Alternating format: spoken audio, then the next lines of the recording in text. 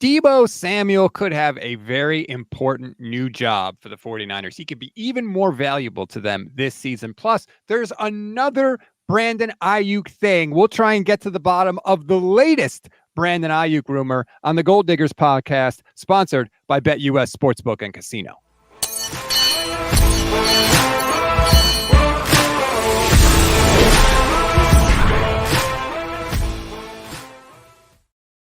What is good, everybody? Welcome to the Gold Diggers podcast on the Gold Standard and the Fans First Sports Network. I am Rob Stats Guerrera. She is Michelle Majuk. Michelle, it's Friday. We had a preseason football game last night, and next week we'll have actual preseason football for the 49ers. I know. For some reason, I didn't think we were so far away from more football. I don't know why I assumed the games would be playing before next Thursday, but I just went and looked at the schedule, and I was like, oh, we have to wait another 6 days for another game.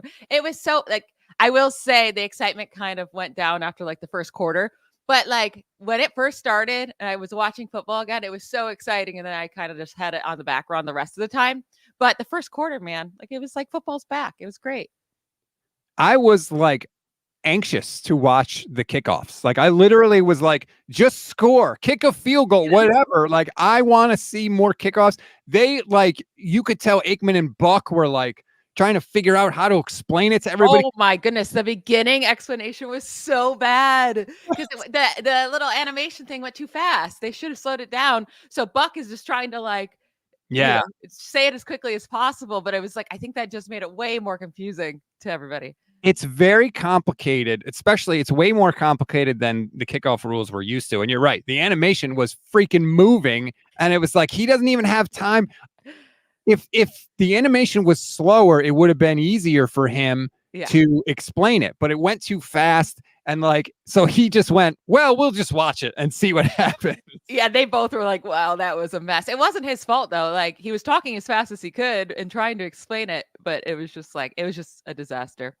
You know what? It's also preseason for them, right? The whole producer crew, everyone in the background working on the shows, and also the what are they called? Not hosts. Commentators, announcers. Yes, thanks. That. Yeah. It's preseason for us too. Yeah, exactly. It's always preseason for me when it comes to words. Words are hard. Diego Figueroa, YouTube channel member, says incomplete game, but we are so back. Shout out to Diego and all the YouTube channel members. I appreciate you. Please support the show. It's less than $3 a month. You get custom emojis, you get membership badges, you get priority comment response. Craig Steele says, finally caught the dream team in action. Hashtag Michelle, hashtag stats. Whoop, whoop. You are by far the most popular Gold Standard 49ers host. So that's right, baby. Enjoy that title. We have more on the kickoff return from last night and how it applies to the 49ers, because I continue to say, and I have always said, I think the 49ers could benefit in a huge way from this. And after seeing it last night, I'm even more convinced that the 49ers are going to have a huge advantage here in the return game. But we have to start here, Michelle, because there's yet another Brandon Aiyuk rumor. Pretty Ricky on Twitter, who's sort of like a de facto NFL insider, said there was going to be a big trade this week. And everybody speculated about that, including me. And we saw Brandon Aiyuk walk out on the field and shake hands with Kyle Shanahan and John Lynch. And then we were like, does he have a new deal? Yesterday, Colin Cowherd went on Twitter and said, keep your eyes open for a new Brandon Aiyuk deal. Then Adam Schefter goes on the Pat McAfee show yesterday and says, nothing new on the Aiyuk front. There is no imminent deal. Why can't we figure out what the hell is happening with Brandon Aiyuk? And then we get a tweet today from John Frascella. Whatever his name is. He very much wants to be a reporter, right? He wants to be a national reporter. He gets very upset when Ian Rappaport or Adam Schefter says something after he said something, because he thinks, he comes up with everything.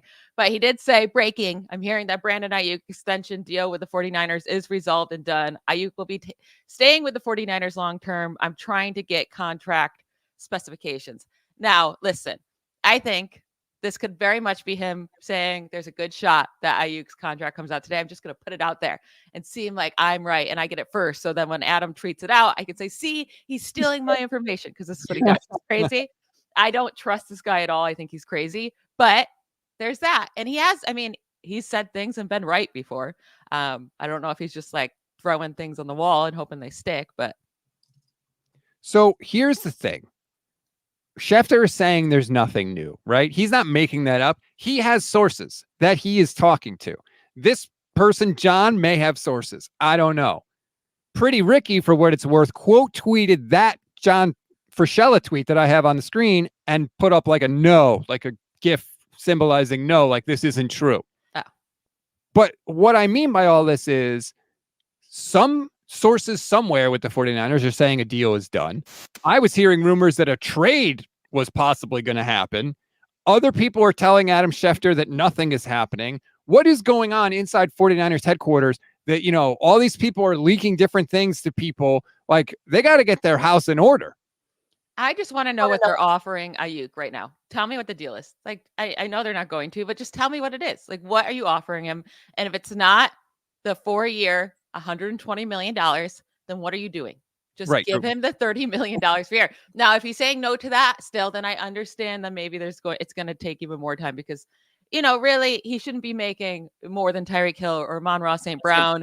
I don't think he's shown what A.J. Brown has shown yet, and definitely not Justin Jefferson. So if I was the 49ers, I'd say take your $30 million and be happy.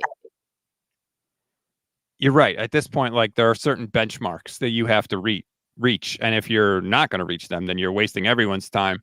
Mike Silver tweeted yesterday, I don't have anything to report on the Aiyuk Niners contract front. As of earlier today, there was a sense in the building that it could still go a lot of different ways. Obviously, that could change quickly. The fact is, he showed up for camp rather than stay away is probably a positive sign. Hope to learn more soon. So clearly, like Silver just said, there are sort of conflicting thoughts inside the 49er building. And that, I guess, is why we're getting all these complicated reports of his contract is agreed to. He might be traded. No, there's nothing new. It's because it sounds like the 49ers themselves don't even really know.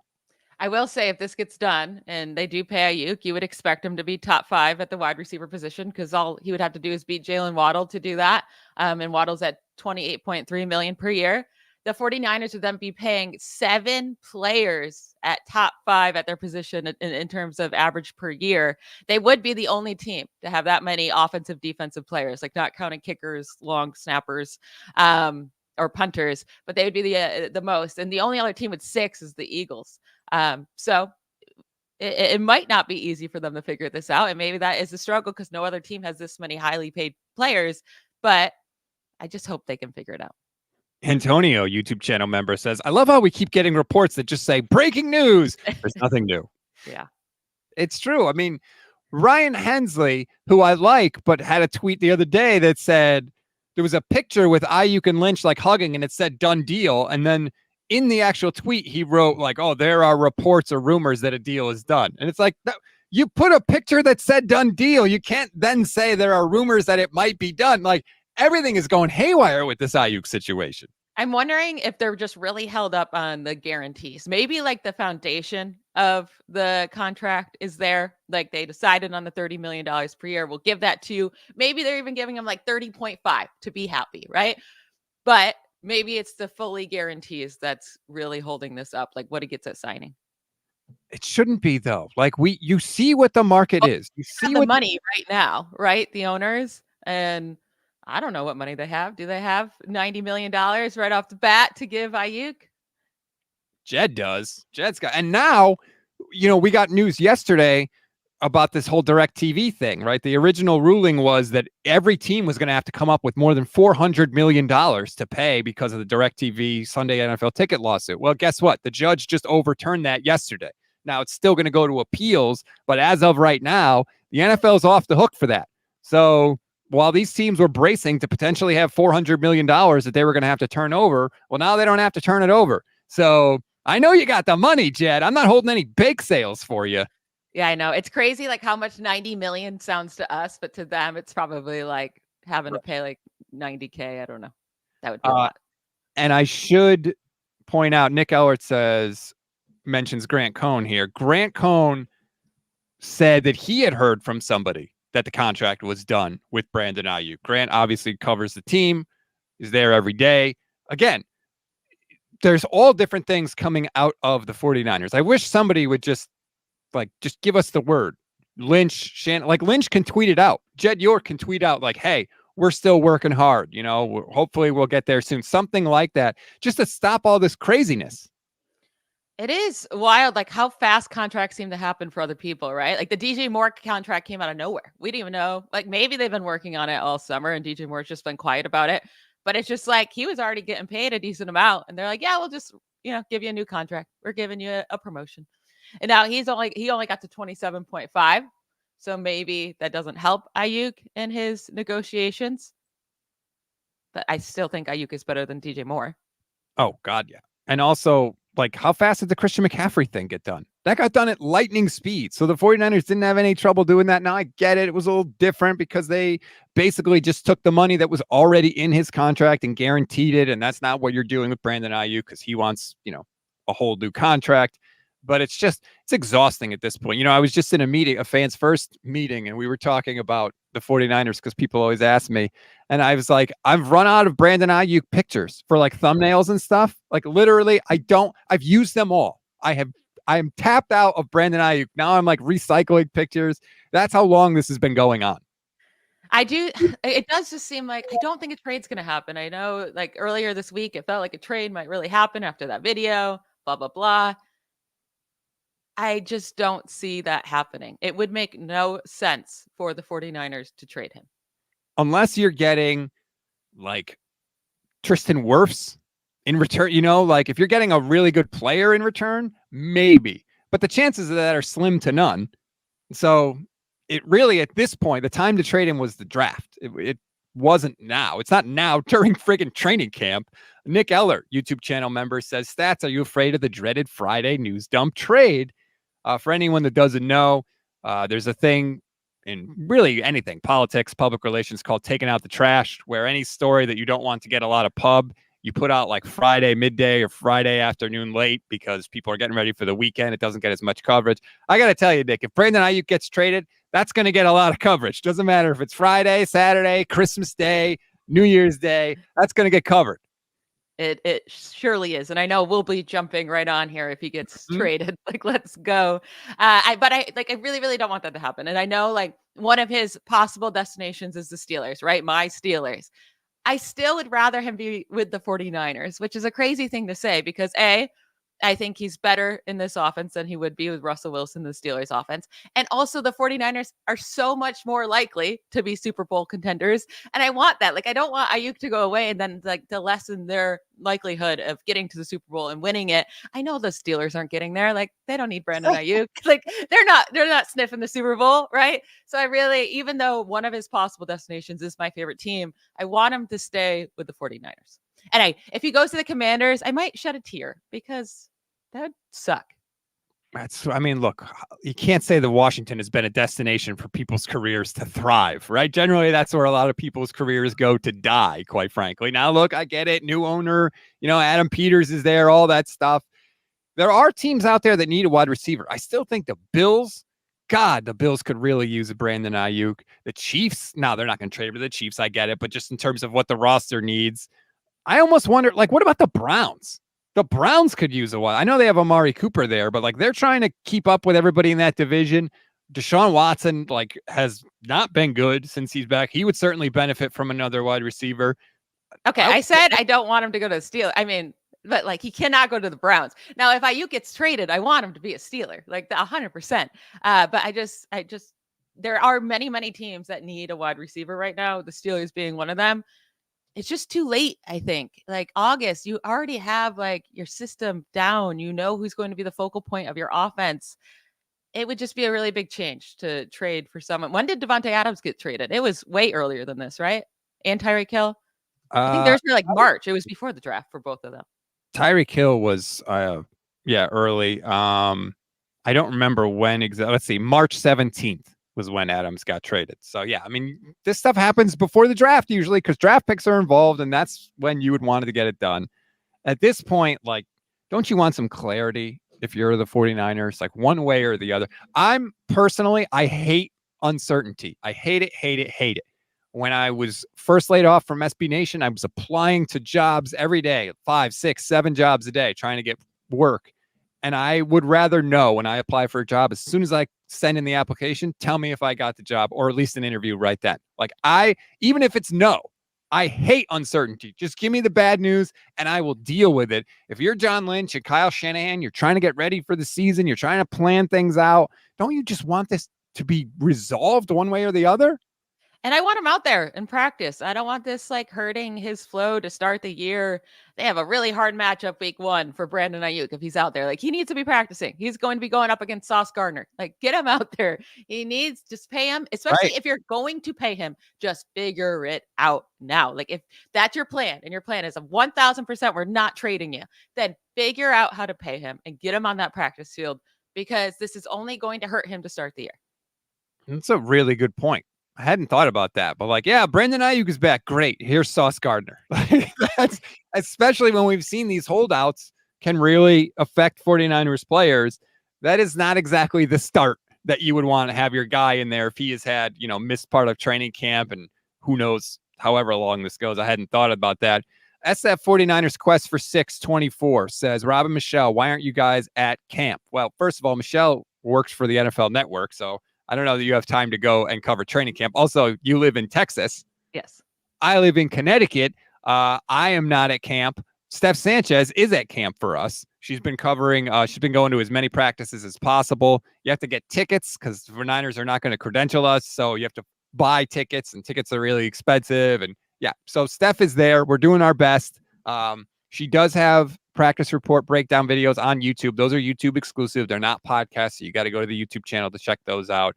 I'm not sure if Steph is going to be at practice today, but she's definitely going to be at more practices next week. So we're doing the absolute best we can for you, considering the constraints that we are dealing with.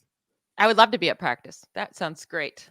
No. Not the way the 49ers run it. I have heard when you talk to the people that are there, it is brutal. First of all, like they have these little teeny tiny cups of water and that's all that's out there. They have people like policing you with your phone. Like they're really hardcore about the phones. You got me with the water. You know how needy I am of my beverages. Like I suck down water like no other. And if I'm there all day and I don't have an unlimited supply of lots of water, I'm not going. It's not happening. Yeah, you are a beverage goblin, first of all. But yeah, you can find on Twitter the tweets from some of the people that are there. It's not, they don't really want us there. That's the thing. The 49ers do not really want content creators there. They don't like us. They don't respect us. And they don't control us like they have a tighter control over the 49ers beat. And I really do think that's part of it. They don't want anything bad said about them. Right. Exactly that. They don't want anything bad said about them. And let's be honest, when's the last time anybody on the 49ers beat said anything bad about the team? To be fair, there's not many bad things to say. Fair. But like, even with some of the Trey Lance stuff and all that, the Brandon Aiyuk doghouse stuff. I will say Kyle Shanahan got so lucky with Brock Purdy. It saved his butt with the Trey Lance stuff. Like that Trey Lance trading up for him, 3rd overall pick, a complete and total. We got to call him a bust because he never played for the 49ers. It's like complete and total bust pick, not as a player. He should have gotten so much for that, but because, he got Brock Purdy and Brock Purdy worked out, it just completely went under the rug. Well, and also that they won. They went to at least the NFC Championship game every year that the Niners lost a pick because of the Trey Lance deal. So that helps, right? Usually the reason you get criticized and punished for that. Maybe if they stay and take Parsons, they've already would have won a couple Super Bowls. Yeah, or if they took Solomon Thomas, they'd be in the exact same boat. We don't know. People love to do that with those picks. Like, just give them all the good players. That draft, though, the first 12 picks, besides the quarterbacks, were all really good. The quarterbacks all sucked, but all the other players were really, really amazing. Batman29 says Steph was literally in their draft promo video. They couldn't give her free practice tickets. Exactly. Here is the picture, if you're watching on the stream, that was put out. You can see the cup of water. That's the size of the cup of water that you get for the 49ers. It's very, very small. David Lecture tweeted it out. It says, came early to 49ers training camp and they won't let you sit where you want. Everything is super regimented. You don't see this anywhere around the country. All they got are 4-ounce cups of water available. 4 guys came up to me like rent-a-cops asking me if there was a problem. Like, yeah, they don't want you. They're one of the only teams that charge also. Steelers practice. I've been to Steelers practice and Bills practice, and it was just like, it was do whatever you want. It was great. We were so close to, like, I remember especially Bills practice, like right where the wide receivers were doing their drills and running. We were right at the fence right there, getting to see it. It was awesome. That is cool. That is the way it should be, frankly. Like, I actually just got a Facebook notification of, this was 13 years ago. I went to Bills practice and I just am randomly like taking a picture of Ryan Fitzpatrick signing something for me. I have no idea where that autograph is, by the way, but it's just him looking up at me and I'm like, this is so random. I just have a picture of Ryan Fitzpatrick. Like, okay. First of all, I love autographs. So the fact that you lost it, that's shame on you. No idea where it is. Do you have any more? I had a whole hat, I guess. I saw a picture of all the autographs and it was, oh my goodness. You know who's on there? Marshawn. What? Yeah, Marshawn's on there. That would actually be probably a pretty good hat. Stevie Johnson. Yeah, you probably should find that. I love autographs. I got my Jerry Rice autograph is right back there. You can't really see it because it's kind of blocked by the microphone, but I mailed Jerry Rice a picture. Well, I mailed Jerry Rice a football card and he didn't sign the card. He sent it back, but he also sent back the signed photo. I got my son a little autographed Deebo helmet that he keeps in his room. So yeah, I love autographs. I got a bunch more, a lot of baseball ones.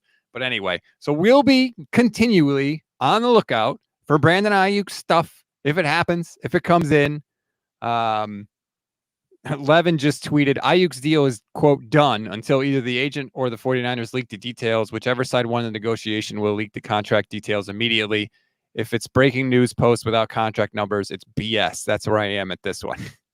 I hate to agree with Levin, but yeah, he kind of summed it up. It's just, when we hear about someone signing, we hear, like, it comes out fully and you get the details immediately. And it's from one of the big guys. Like, I don't think it's official yet. If it was, it would already be out. There'd be no, unless it's just a terrible contract and Ayuk's side doesn't want it out. I don't know. Yeah, but the 49ers also want him back in practice. And so whether the numbers are good, bad, or otherwise, they want him on the field. So if it's done, he would be out on the field. Are they practicing today? They are practicing today. I believe they're practicing right now, actually, as a matter of fact, or they're starting up very, very soon. That would be awesome, right? If all of a sudden practice starts, here comes number 11 running out of the tunnel like a freaking wrestler making like an appearance. That would be cool. I'd sign for that news today. That would be very awesome. I don't think we're going to get it, though. Yeah, I don't think so either. Let's switch it up for a minute. Let's talk about the thing we wanted to talk about today, which is the new kickoff rules. You and I were super excited about it. As I said, I think the 49ers are going to beat the hell out of people with this because everything that I have heard and read from special teams coaches and the Niners coaches and players, they have said it's basically like a running play. And what do we know about the 49ers guys, specifically Deebo Samuel, Michelle? He's awesome with the ball in his hands. And watching that play last night, you're telling me Deebo has to break one tackle and he may go to the house? Like, yes, I'll take Deebo every single time in that matchup. He's the perfect guy for this. Like, it's the perfect rule for Deebo Samuel. It could be one of those, like, the tush-push rule for the Eagles, that like seems to help them more than any other team. This rule is going to help out the 49ers with Deebo Samuel because it really just looks like it's a run play that's from shotgun, maybe like 5 yards deeper than a normal shotgun. Like, that's all it looks like, that you're getting the ball from there and you have to have good vision. I would expect most people to end up having a running back there because it really is just a running play and you need good vision. I think that's key. Like those little speedster guys now, I don't think those are going to be key anymore to returns. But Deebo, we know, is such a good runner in that aspect too, has the vision, can break tackles. Like, you're definitely going to want a guy back there that can break tackles because they're right there. I mean, as soon as you catch it, they're like right there. So it's so much just like a running play. And Deebo would shine in this role. So I noticed a couple of things last night as I looked at this. First, I think it was the Texans, when they did it, they had the receiving team was turned around watching the returner because you can't move until the returner catches the ball, which apparently they move early every time. So we'll see how the league officiates that. But it's almost like a sack fly in baseball where like you can't run off the base until the fielder catches it. It's the same thing with the football returns. So they had players turned around looking at the returner. And then once the returner caught it, those guys had to turn back around and then block the defenders coming at them. And they had almost no time to react because the defenders are only 5 yards away and they can see clearly. They don't have to turn when the receiver catches the ball. So I was like, if that's the way you're going to do it, that seems really hard. Like that seems to put the returners at a big disadvantage. I feel like they should have just like one guy each end looking. And then once they turn, everyone knows when to go. Right. Or do what the Bears did, which is have everybody sideways. So they had everybody kind of turned sideways so they could turn their head to see when the receiver caught the ball, but they wouldn't have to turn their entire body. But also, wouldn't it even just be better just to wait until the other team, until you see them move? It's a good point. Yeah. Instead of look, why would you like that? Seems way worse for you because when they move, you move. And if they move too early, then they're going to be the ones that are flagged because they move first. That is the single smartest thing I've heard anybody say about how to handle the new kickoff returns. Do nothing until the people staring at it move. And guess what? If they don't move, that I feel like benefits you because you're still in their way. Like, yeah, just watch the defense. Yeah, just stay there. And then you're you're going to be able to react right away, but react way better than turning around. Mina Kimes had a tweet last night during the game that I think I retweeted, which I'm trying to find really quick so I can get the actual words right. And of course, now I can't find it. But basically what she said was she thought that, oh, here it is. Feel like most special teams coordinators will hide their more creative approaches to the new kickoff during the preseason. So she thought maybe they were just, because there's a lot more things you can do with the actual kicking of the ball than we saw last night.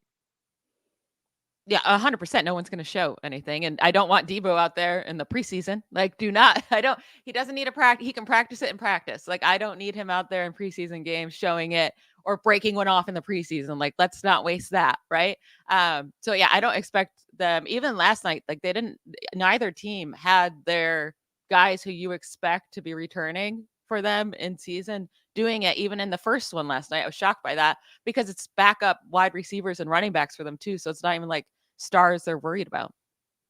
Yeah, that's a good point too. I don't think the NFL understands how big a deal this is going to be. And I think they're going to find out quick and they're going to be in for a rude awakening. Speaking of Deebo, by the way, I should play this because he was asked about returning kicks. Here's Deebo. From the get-go, you know what I'm saying? I'm a team first player. So if Kyle was like, hey, man, we don't want you to do it full time. We just use you whenever we really need it. And I'm fine with that. But if you want to use me full time, and I'm all for that as well. Love that. He likes it. He wants to do it. Like, you don't have to convince Deebo Samuel to return kicks. He wants to do it. He's down to do it full time. Like you said, there is nobody better that the 49ers could put back there than Deebo Samuel. What about George Kittle? It's not crazy. That's the thing.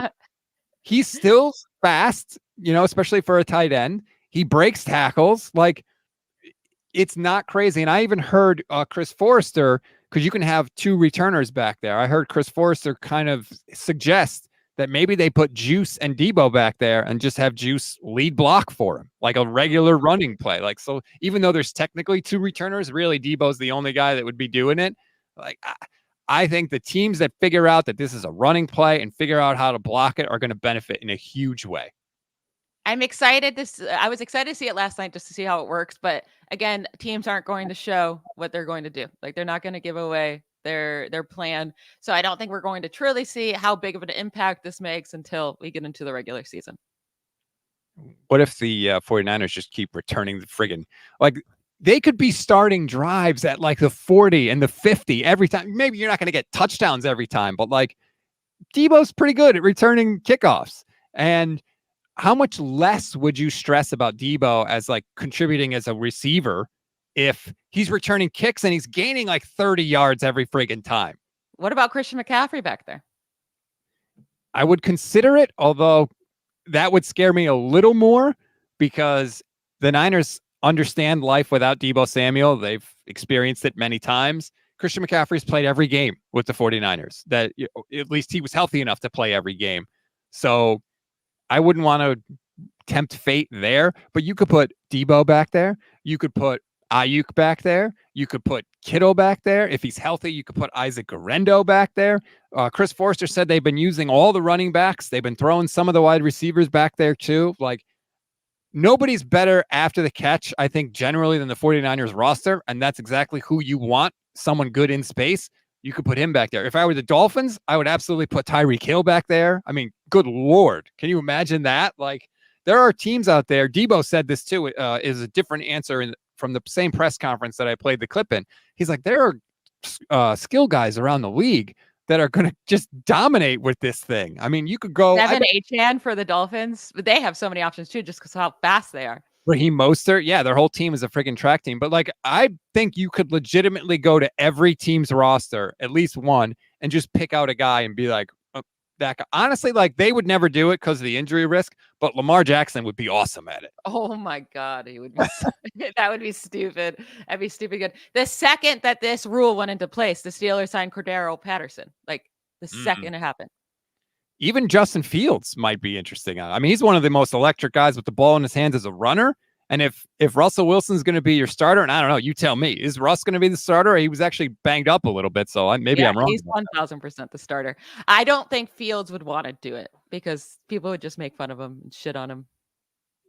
That's not nice. Why would they do that? Because they'd be like, look at this quarterback. Now he has to return kicks. Like, he went from the starter to returning kicks. I don't think he'd be down to do that. Right. Lamar Jackson wouldn't do either because he returned kicks, and then you'd get idiots out there being like, see, he should have been a receiver. He should have been a running back, even though he's got 2 MVPs as a quarterback. Yeah.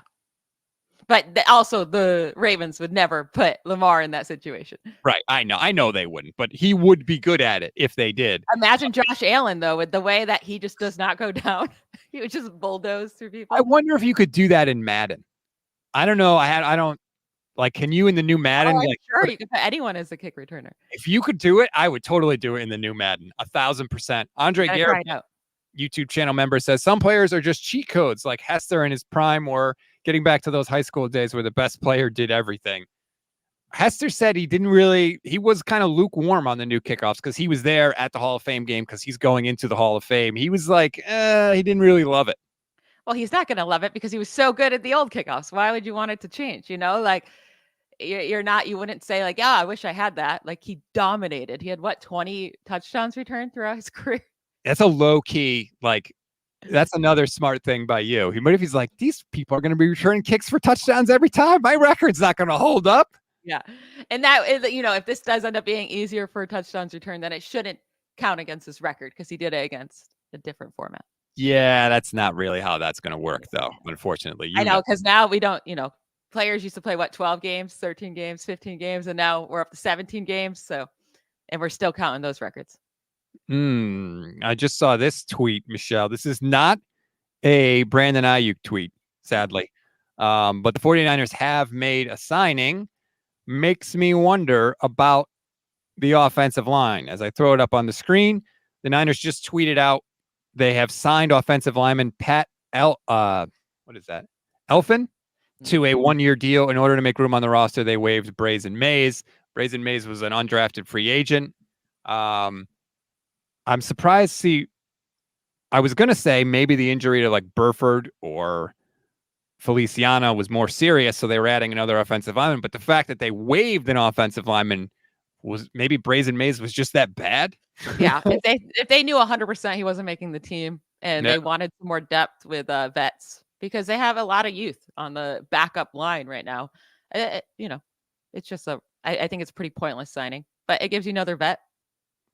I didn't read the end of the tweet. I was like, oh, they signed, because I know they worked him out. They worked out 3 offensive linemen yesterday, so I was all set to be like, oh, maybe these injuries are more serious. But the fact that they just sort of swapped probably leads me to believe that, like you said, it's nothing to worry about. Also, I'm not worried about Burford being injured.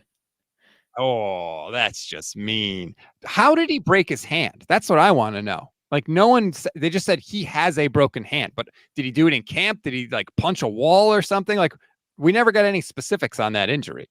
Pooney closed his hand in the locker on purpose. Right. Somebody just Billy clubbed it to get him in the lineup. Hey, You know what? I'm not happy that anybody is hurt ever, but I am glad that Dominic Pooney is getting reps, and he seems to be killing it. I want him to win. That's it. I want him to win the job. Nick Eller, YouTube channel member, says secret conspiracy explains Banks' statement. Burford hit his hand fighting John Feliciano, who, remember, Feliciano's the one that threw Burford under the bus after Super Bowl last year, saying you missed your block. You went rogue on the play. That's a comment of the day right there. Honestly, Burford's going to be, he should just be thankful to have a backup role, to be on the roster. It's not just about the Super Bowl. He was terrible all last year. He's a bad player, and he was a 4th round pick because he was a bad player. And obviously if you get picked in the NFL draft, you're a good player, right? But you fell to the 4th round because you weren't expected to be a starter in this league. And that's like, you could be a backup role player. Yeah, he's had a fine career. Like, you get drafted at all, 4th round pick. He started. Yes, maybe you're not a starter. Like, you're not starting caliber, and that's okay.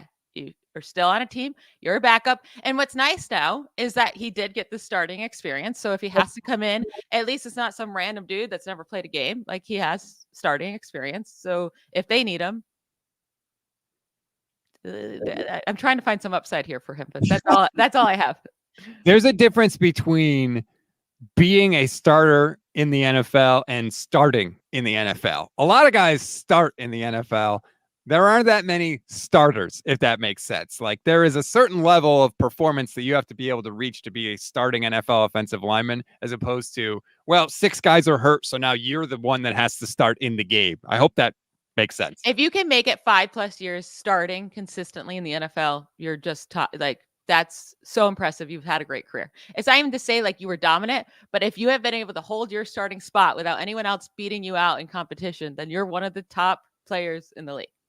Ever. Like, top athletes and players to play the sport. Like, you're the 1% of the 1%. Nick Ellert asks, most exciting start to camp news for rookies. Renardo Green and nickel, Pearsall doing well, Pooney getting snaps with the ones. There does seem to be a lot of good news about a lot of young 49ers players. And I don't want to speak too soon because it's just training camp, excuse me. But I remember last year. Was it last year? Samuel Womack was a rookie last year, right? How he shined in preseason, was killing it in training camp, and then didn't do anything. There are those guys every year. Yeah. But also there are guys, Womack was a rookie in 2022. Okay.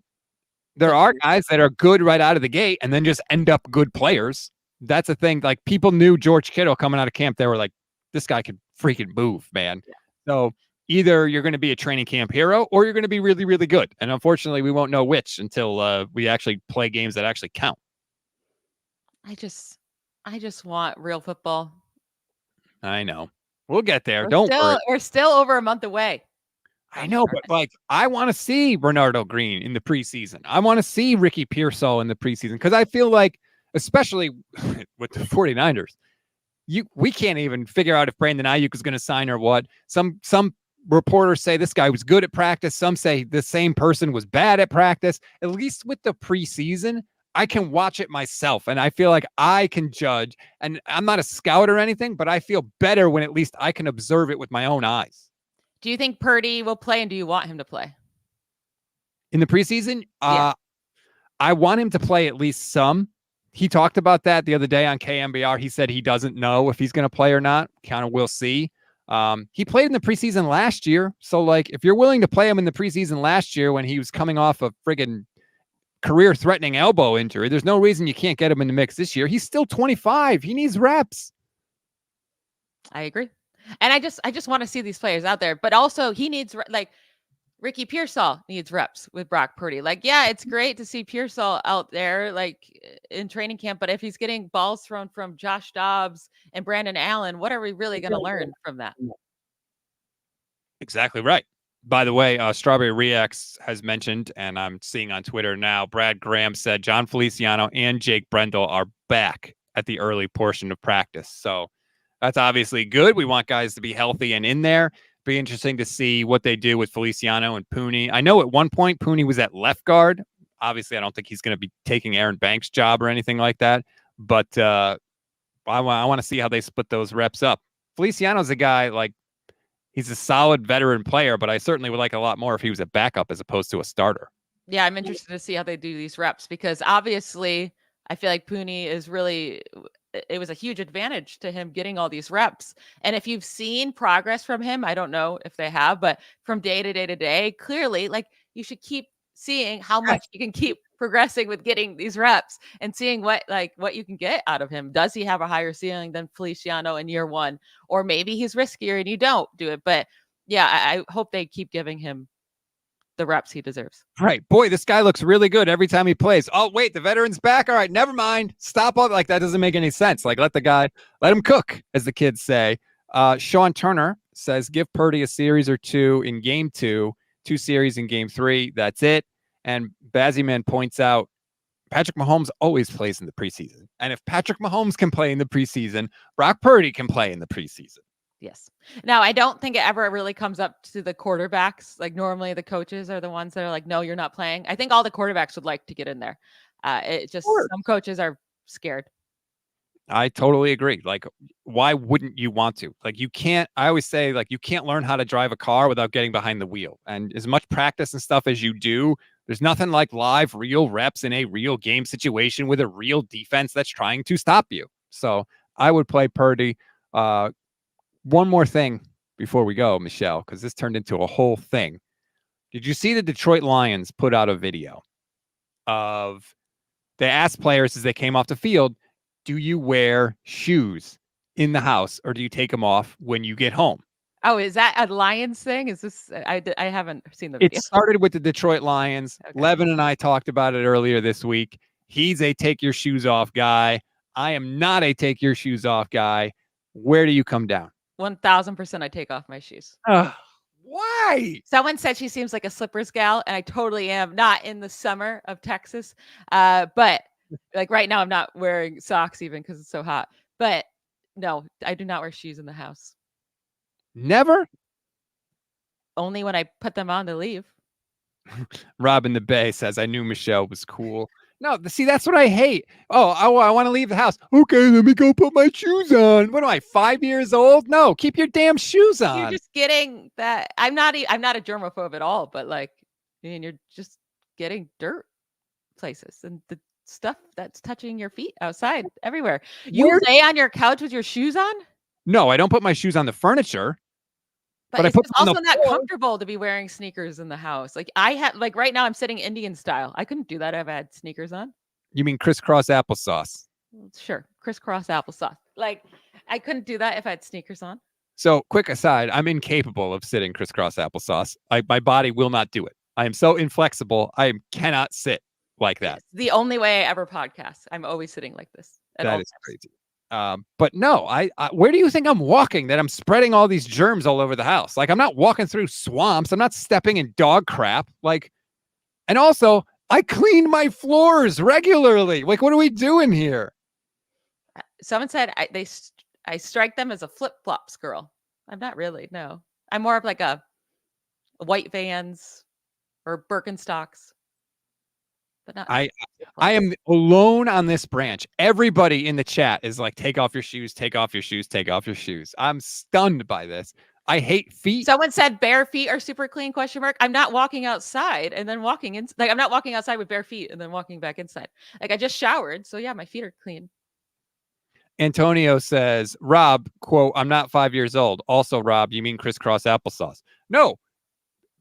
People think that term for sitting that way that I used to say when I was growing up is insensitive. So I say crisscross applesauce. It's not because how I said it is insensitive. Some people think that. Yes. That makes sense. You didn't mean anything by it. Yeah. Of course. That's what I always called it. But Rob in the Bay says Michelle has eternally earned my respect. One other little everybody. Oh, wait. X the chef says he keeps his shoes on in the house. X. Thank you. One other person. That's the only person in 2 days of having this debate. It probably also really depends on how you grew up. Like my parents were definitely like, we took our shoes off in the garage before we went into the house. Like shoes did not go inside the house. X says we got dogs, so they track in dirt anyway. Well, yeah, we have. I know, like it doesn't really matter if I was wearing shoes or not because I have 2 dogs and 2 cats, and they go outside with their gross little paws, and then they get it all. You know, our house is already grossed up from the animals, so it doesn't really matter. But it's more about the comfort too. I mean, it just wouldn't be comfortable to wear sneakers. See, that to me, that's a sneaker problem. You got to get more comfortable shoes. I got New Balance. I got Allbirds. I have my running shoes that are very comfortable. I just, like I said, I like to sit crisscross applesauce. Thomas Luttrell says, I'm probably the only Native American in this chat. Definitely call it blank style where I'm from. Well, listen, I'm just trying to not I'm just here so I don't get fined. Okay. Like calling it crisscross applesauce is not going to get me in trouble or anything. Oh God, Robin the Bay. We got to build up our immune systems. I'm not rolling on the floor, licking the floor after I walk on it. You people are crazy, man. You people are absolutely crazy. All right. Before we go, you may have noticed the BetUS logo on the screen. Want to announce we have a new partnership with BetUS this year. They're sponsoring this show and one other show that we're going to do every 2 shows a week. We could not be more excited to have them on board. So all the odds and stuff and everything that you hear is going to be from BetUS. Just really quick, if you want to go check out their website, they have all futures, everything you could possibly want is up there. Right now, the odds to win the NFC West are there, and the 49ers are so far ahead of everybody else in the division, Michelle. The Niners are minus 200 to win the West. The next closest are the Rams at plus 325. And if you don't know what that means, minus 200 means you have to bet $200 to win $100. The Rams, if you want to pick them and you bet $100, you will win $325. That's how far ahead the 49ers are.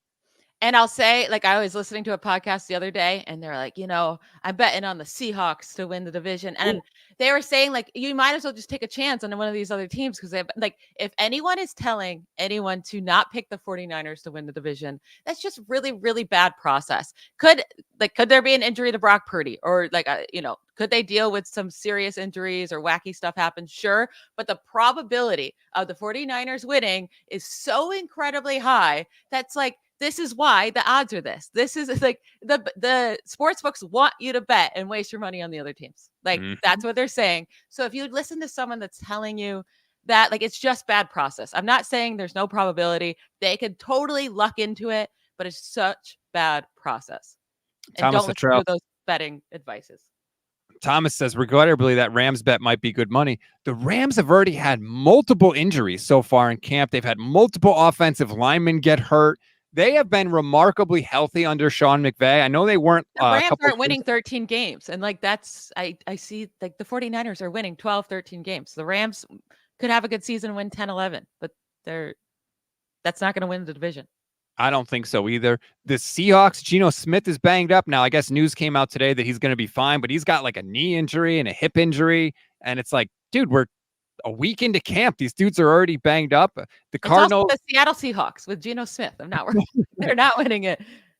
They're plus 700 to win the division. The Cardinals are plus 1,200. The Cardinals are not like a laughing stock. I just think they're very early in their sort of building process. I just think they have a long way to go. Their defense is just too bad. They got to build up their defense. Apparently, people are saying Colin Cowherd picked the Rams. Andre says Colin Cowherd picked the Rams. Strawberry Reacts brings it up too. I do not care who Colin Cowherd picks. Let me just tell you. It's for content because it would be boring for him to go on a show and say the 49ers are going to win the division. Like, that's not exciting for anybody to hear. Like, duh. Yeah. So for his show, he has to come up with content every single day. He's going to pick a different team and he's going to talk. Like, I've done this before and you talk yourself into it. Like, you come up with reasons and you get excited about it. The probability of it happening is just too low, but it's just for content of the show. That's it. So you can go to betus.com, go check it out. By the way, they are offering a 125% deposit match on your first 3 deposits up to $2,000. So look, you know you're going to make bets this NFL season. I'm going to make bets. We already have a bet about the 49ers overall record. So if you're going to make bets anyway, why not do it with BetUS? Again, 125% deposit match on your first 3 deposits. Go and check it out. I've already got to get my gambling money. Every year I take money and I like some amount of money and I'm like, okay, this is the amount of money I'm comfortable with losing.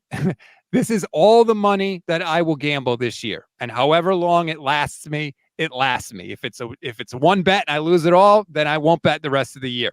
If it's, money that I can stretch out here or there, then I'll play for as long as I possibly can. I'll say go bet on the Steelers to win the division. That's a good bet. The Steelers? Really? They were 5-1 in the division last year. Yeah, but how they do in the rest of the games? They also had Kenny Pickett as their starting quarterback. So very true. Since you brought it up, I might as well throw it up on the screen here. AFC North, according to BetUS, the Steelers are plus 700. So if you think the Steelers are winning the division, go make the bet because you're going to win some money. Cincy's not a bad bet either. What does that say? It's small. Cincy's plus 160.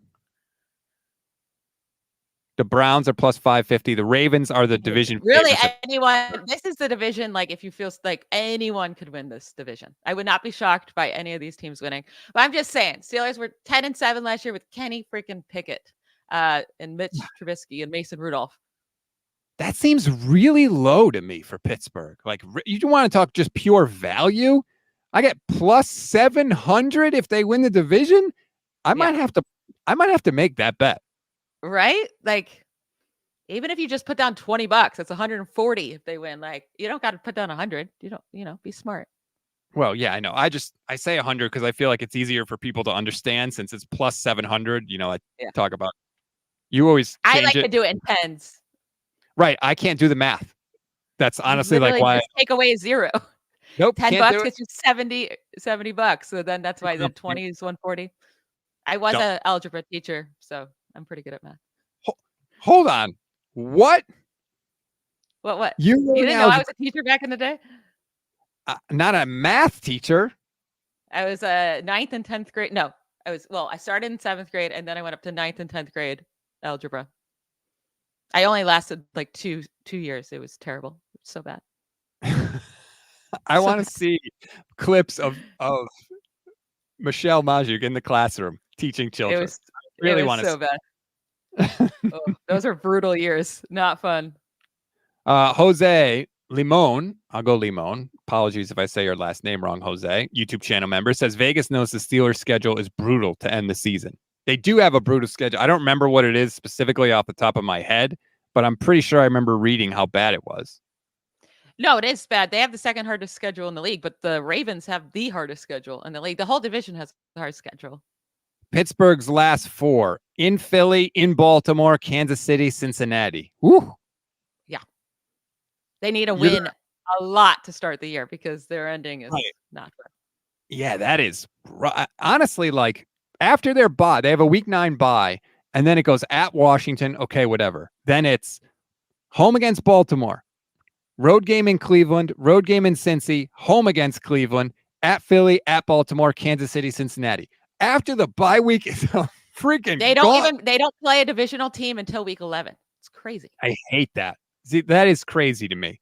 That is like kind of malpractice by the NFL. Like you can't, it's just bad to have it all bunched up like that. Yep.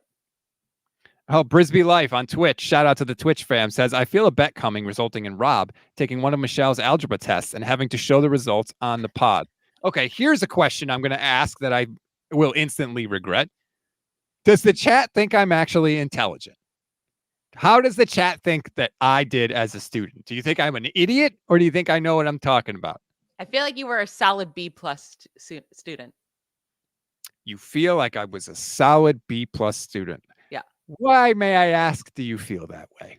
I don't know. That just kind of feels like you probably cared enough to try, but didn't care enough to be like the best in your school. So a B+, you kind of just like, you're smart enough to just kind of get by with that. SF 49ers Quest for 6 says, Rob, you are a bookworm. Rob in the Bay says 3.0 GPA. That's a B. Antonio says Rob was definitely good at school. Sean Turner says jury is out. We have a winner in the chat. Ding, ding, ding. Thomas Luttrell says, I feel like you sat right next to the teacher, a student. I graduated summa cum laude from college. Oh, I am a very good student. I love sitting front. In college, I sat front and center in front of every student. I loved school. I'm a huge nerd. I miss going to class even now. I miss learning about things from people that are smarter than me. I do. That's why I have you on the pod. I was a B+ student. That's where I sat. Nothing wrong with that. No, got you know, A's in some classes, got B's in some classes. I rarely ever got a C. Like it was always B. It was mostly B pluses. That's where I was at. Genius, huh? Says bragging. Yeah, I am bragging a little bit. Not gonna lie. Couldn't listen. I wouldn't listen in class whatsoever. I was so bored. I hated it. I could not listen. I'd go home and teach myself. And then that's how I do it. That's why I don't know so many things now, because I learned by memorizing. That's why I love math, because you can't memorize. I actually Andre says, learned how to do sit it. next to a guy like Rob in school, you'll be fine. Wait a minute. SF 49ers Quest for 6 says, I was an A student that failed gym 4 years in a row in high school. I was How great do at you fail gym? You don't participate. I get, like, I didn't have to like climb any ropes or anything. Like, I never had to do any of that. Gym was just like play a sport. Yeah. I don't even remember getting it. There's a lot of people who didn't want to participate. True. So then they would fail it. All right. Well, that wasn't as harmful as I thought it was going to be. Usually the chat is brutal on me, but I appreciate it. You come off as a very smart guy. I don't think that surprises You said I was a B student. I don't come off that smart, apparently. Listen, I was a B+ student. That's exactly what I said. I just didn't know you cared that much. I didn't know you were a teacher's pet, you know, but it's good to know. I am a teacher's pet. I regret nothing. All right. That's going to do it for this edition of the show. Brandon Aiyuk will probably sign a contract or get traded the second the show is over, and then it'll just be melted ice cream. But hey, this is what we can do. You know, we play the cards that we were dealt. So before I go, Michelle, I have to ask you, it's Friday. What do you got cooking on the social calendar? I got kickball tonight. 2 games. That's what I'll be doing. 2 games of kickball. It's always something with you. I got a damn fly in the studio. Michelle is never like Netflix and chill. I feel like you always have something going on socially. Netflix and chill's like for Monday through Wednesday. What's your big Netflix show right now? We are watching Below Deck. What's Below Deck? It's not on Netflix. It's on Peacock. Yeah. Well, what is it? Oh, it's like a reality show of watching like people on big yacht, like so the yachting world and people who work on the big yachts, but they have the guests come in, like they have like different charters and like dealing with all the issues with whatever they asked for, but just all the issues that can go on the yacht during the trips. It's fun. And the drama with the team. Oh, the drama. Yeah. Gotta have the drama, right? Yeah, it's another, I love reality shows. You and our TV interests could not be more divergent. Well, Love Island ended, which broke my heart. Oh no, Love Island's over. Anyway, enjoy the rest of your Friday and your weekend, everybody. Hope you enjoyed the show. Thanks again to BetUS, who sponsored this show. BetUS Sportsbook and Casino. Please gamble responsibly. We just got the best comment ever. It says Rob wears his New Balance sneaks at the water park. So I was just laughing at that. I forgot about the bio. You were not listening to me. No, because hey, what's wrong with New Balance sneakers? It's about wearing. I have my corny sneakers too for running, but you would totally be that guy that's wearing those at the water park. No, I don't wear. You guys are jerks. See, now we're gonna end the show on a mean note. Bye, y'all. For nothing, everybody.